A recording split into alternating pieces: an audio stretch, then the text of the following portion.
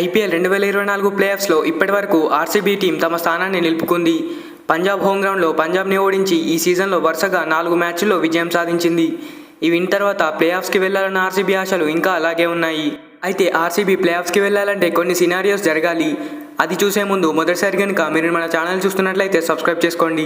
అయితే Bengaluru team Chennai super Kings team పైన ఎక్కువగా ఆధారపడాల్సి ఉంటుంది. ఎందుకంటే ఆర్సీబీ టీం ఇప్పుడు 12 మ్యాచ్లు ఆడి 5 గెలిచి 10 పాయింట్లను కలిగి ఉంది. అయితే ఆర్సీబీ ఇంకా 7వ స్థానంలోనే కొనసాగుతుంది.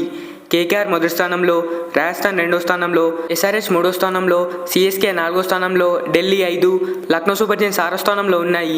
ఆర్సీబీపై పరాజయం తర్వాత పంజాబ్ కింగ్స్ ప్లేఆఫ్స్ నుంచి తప్పుకుంది. అయితే ఆర్సీబీ ప్లేఆఫ్స్కి వెళ్లాలంటే వారు తమ మిగిలిన 2 మ్యాచ్లు గెలవాలి. ఇది కాకుండా చెన్నై సూపర్ కింగ్స్ తమ మిగిలిన 3 మ్యాచ్ల్లోనూ ఓడిపోవాలని బెంగళూరు కోరుకోవాల్సి ఉంటుంది. సిఎస్కే తర్వాత మ్యాచ్ గుజరాత్ టైటాన్స్ అహ్మదాబాద్లో ఆడనుంది.